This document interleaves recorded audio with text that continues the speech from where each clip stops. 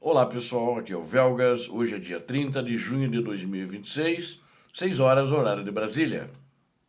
A Rússia não tem tropas para atravessar o rio Dnipro na província de Kherson e reconquistar a parte que ela estava na mão dela, e ela acabou voltando para as mãos dos proprietários de verdade, ou seja, a Ucrânia. Forças de defesa da Ucrânia atingem 3 pontes e depósitos logísticos na data de ontem. Zelensky promete respostas que impedirão a Rússia de prolongar a guerra.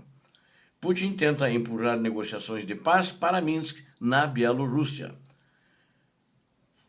As forças russas estão totalmente incapazes de realizar operações de assalto na margem esquerda do rio Dnipro e descontam esta frustração aterrorizando os civis da região, os civis ucranianos com drones de ataque. Eles perseguem carros civis de uma maneira muito cara de pau e sem vergonha, e inclusive atacam os carros, ferindo, fazendo vítimas e mesmo matando civis.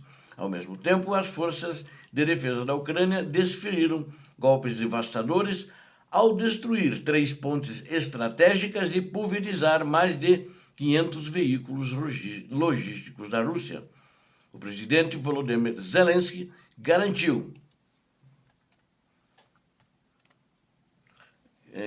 que as retaliações ucranianas vão sufocar o sistema estatal russo, enquanto Vladimir Putin tenta manobrar politicamente, sugerindo negociações na Bielorrússia após o fracasso da cúpula com os Estados Unidos, porque não colou a proposta dele de Zelensky ir negociar em Moscou. É claro, ninguém é bobo, mas acho que também na Bielorrússia agora, nesta hora, onde ele controla a Bielorrússia não é apenas um quintal, mas parece ser uma parte da Rússia como ele está governando. Embora que o ditador Lukashenko, da Bielorrússia, está tentando assumir uma posição mais neutra.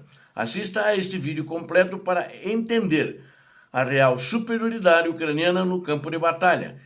Para você que não é inscrito, eu peço que se inscreva no canal, peço a todos que deixem um like, compartilhem com seus amigos e comentem abaixo a sua opinião sobre o avanço da Ucrânia nesta guerra cruel e criminosa movida pela Rússia.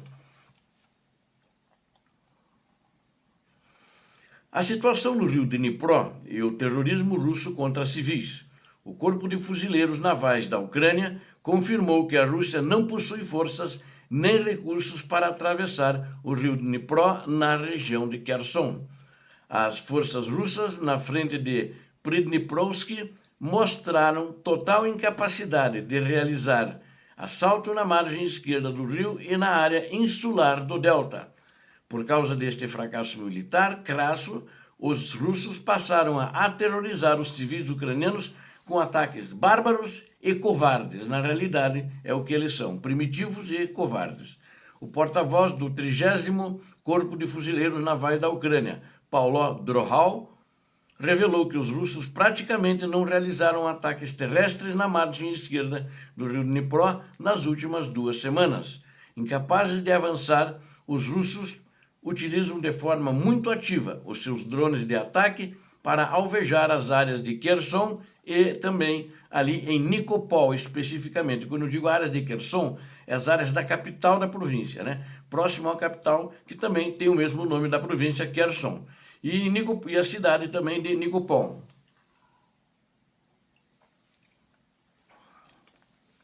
A maioria absoluta desses ataques russos atinge diretamente prédios residenciais, infraestrutura crítica de energia e o transporte público local. As unidades do Corpo de Fuzileiros Navais da Ucrânia trabalham de forma incansável e cirúrgica para neutralizar as ações aéreas da Rússia. Todas as alternativas russas de estabelecer uma posição sólida na área insular do delta do Dnipro foram efetivamente frustradas pelas defesas ucranianas.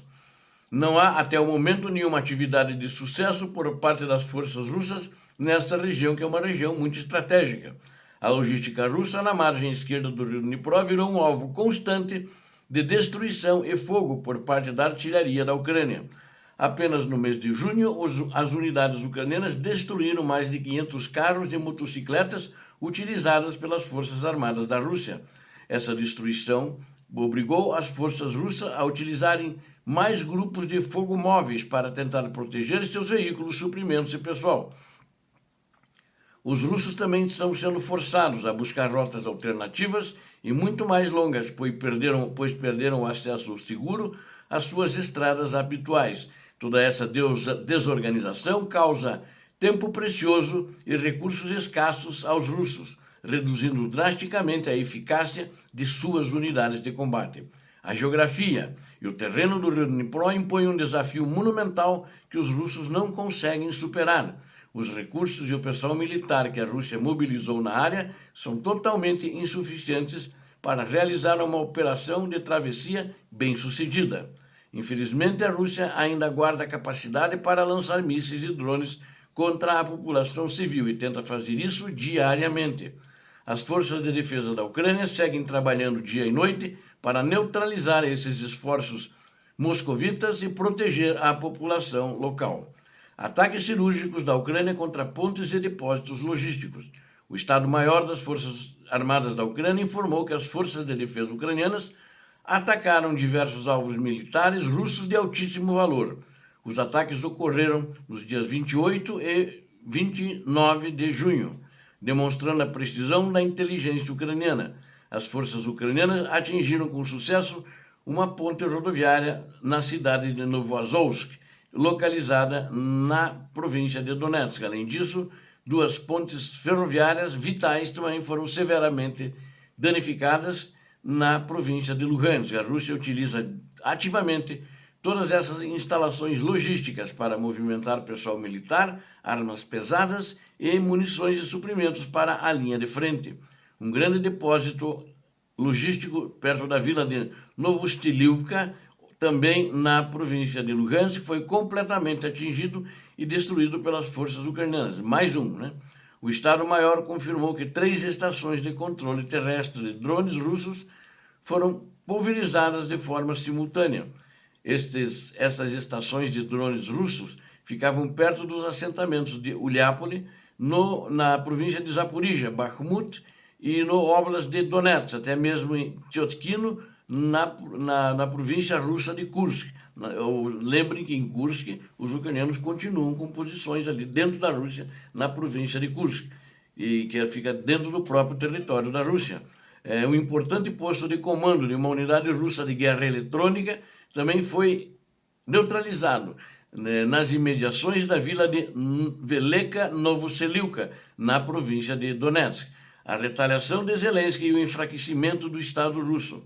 O presidente ucraniano Volodymyr Zelensky comentou publicamente os recentes ataques terroristas em Zaporizhia, Dnipro, Kherson, Kharkiv, Donetsk e Sumy. Zelensky afirmou de forma contundente que a Ucrânia continuará respondendo aos ataques de maneiras que esmaguem a capacidade da Rússia de prosseguir com essa guerra criminosa. O presidente denunciou que as forças russas estão caçando alvos civis e meios de transporte em Zaporizhia através de drones FPV. Ele também classificou o ataque russo contra uma empresa privada na cidade de Dnipro como brutal e absolutamente insensato. Zelensky garantiu que a resposta ucraniana será justa e fará com que o próprio sistema do Estado russo sofra as consequências diretas. As forças ucranianas estão trazendo a realidade da guerra de volta para dentro da Federação Russa cada vez mais, tornando a ocupação russa militar insustentável. O presidente e líder ucraniano agradeceu calorosamente as tropas ucranianas que mantêm a linha de frente intacta, especialmente na província de Donetsk, que é a mais cobiçada nesse momento pelo ditador e pelos gangsters que o apoiam. A Rússia já adiou 15 vezes o prazo estipulado pelo Kremlin para a captura total da região de Donetsk, devido à resistência heróica dos ucranianos. Zelensky também anunciou que as mesas de junho e julho terão resultados internacionais robustos e novas decisões positivas dos parceiros ocidentais para garantir com mais firmeza, com mais prontidão a segurança da Ucrânia. As manobras políticas de Putin e o fracasso de Anchorage. O líder russo e ditador da Rússia, Vladimir Putin, afirmou que, caso as negociações com o presidente Volodymyr Zelensky aconteçam, elas poderão ser realizadas em Minsk, na Bielorrússia, Putin tentou usar o ditador bielorrusso Alexander Lukashenko como um mediador, afirmando que ele está pronto para apoiar soluções pacíficas.